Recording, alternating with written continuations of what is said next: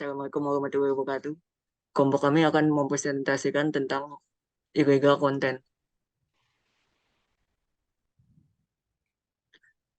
Perkenalkan nama saya Novan Nurullah. Nama saya Muhammad Husnul Fadri. Nama saya Nadia Soleha. Nama saya Surya Ramadhani. Nama saya Tuti Harbianti. Pendahuluan. Latar belakang masalah. Latar belakang masalah, perkembangan teknologi dan internet telah memberikan kemudahan dan kecepatan akses ke berbagai jenis konten. Memungkinkan kita untuk terhubung dengan orang lain dan melakukan transaksi online. Namun, dunia internet juga memiliki sisi negatif, seperti kejahatan cybercrime yang terbagi menjadi cybercrime dalam pengertian sempit, kejahatan terhadap sistem komputer, dan pengertian luasnya kejahatan terhadap sistem atau jaringan komputer dan kejahatan menggunakan sarana komputer. Untuk melindungi pengguna dan mencegah kerugian, diperlukan undang-undang atau peraturan dalam bentuk cyberlaw yang mengatur etika dan tata cara penggunaan jaringan internet, dan di Indonesia sendiri sudah ada Undang-Undang Informasi dan Transaksi Elektronika atau UU ITE yang memberikan perlindungan hukum terhadap kegiatan yang menggunakan internet sebagai medianya. Landasan teori, cybercrime dan cyberlaw. Cybercrime, aktivitas kejahatan yang dilakukan melalui jaringan komputer dan internet untuk merugikan orang lain. Dalam pengertian luas, cybercrime mencakup tindakan ilegal yang menguntungkan pelakunya dengan merugikan pihak lain. Sedangkan dalam pengertian sempit, fokusnya adalah menyerang sistem keamanan komputer dan data. Karakteristik cybercrime meliput tindakan ilegal yang dilakukan secara online, dilakukan oleh individu yang menguasai teknologi informasi, dan sering melintas batas negara. Jenis-jenis cybercrime termasuk penyebaran konten ilegal, hacking dan cracking, dan penyalahgunaan kartu kredit.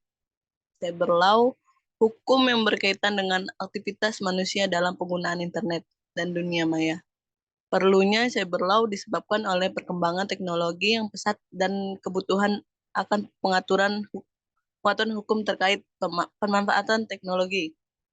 Masalah yang sering muncul adalah kurangnya perundang-undangan yang khusus mengenai teknologi informasi dan kejahatan komputer. Beberapa kasus menunjukkan kelemahan perangkat hukum dan bidang teknologi informasi, seperti pengakuan dokumen elektronik sebagai alat bukti. 3. Pembahasan pengertian contoh faktor penyebab.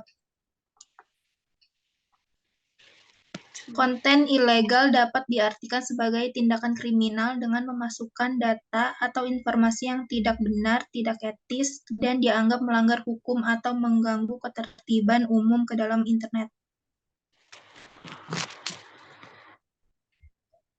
Contoh kasus illegal content.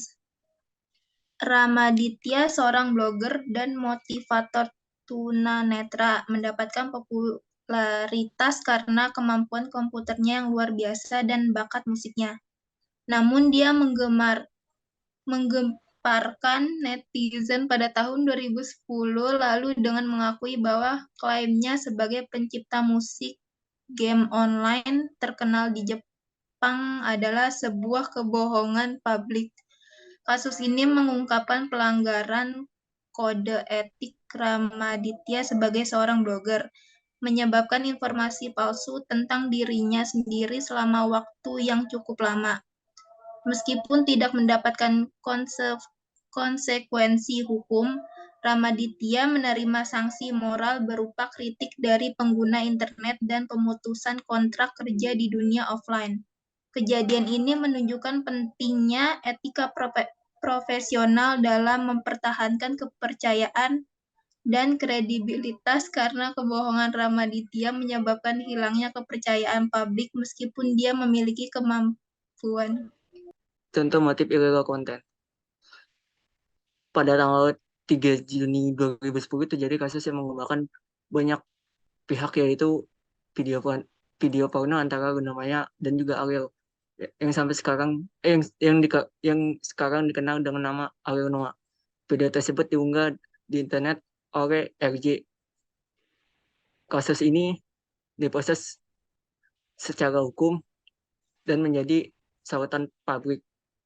Tindakan ini merupakan tindakan ini melanggar UU IT dan termasuk dalam contoh cybercrime sebagai kejahatan murni. Para pelakunya sengaja membuat situs-situs pornografi yang berdampak negatif untuk masyarakat. Kasus ini merupakan contoh illegal content dan serangan cybercrime. Faktor penyebab illegal content yaitu 1. Mudah dalam menyembunyikan identitas diri di dunia maya dan kebebasan dalam berinteraksi secara online. 2.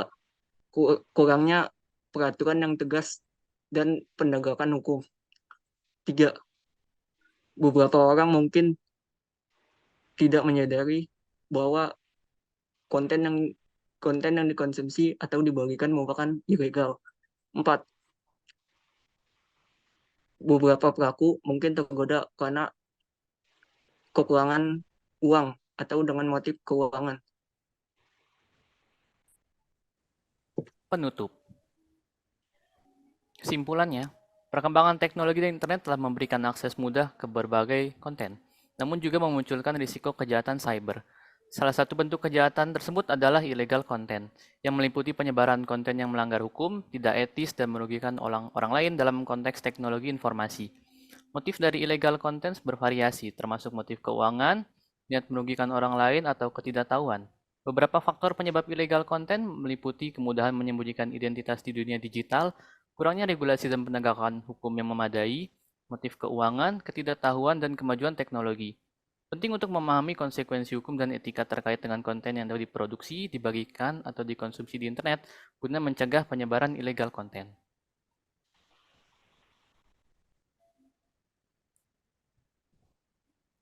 Saran, ada 3. Yang pertama, masyarakat perlu diberikan pendidikan dan kesadaran yang lebih tinggi mengenai risiko dan konsekuensi hukum dari penyebaran ilegal konten. Kedua, pemerintah dan lembaga terkait perlu memperkuat regulasi terkait konten ilegal di internet. Dan yang ketiga, pengembang teknologi dan penyedia platform internet harus terus meningkatkan fitur keamanan dan alat pemantauan untuk mendeteksi dan menghapus ilegal konten.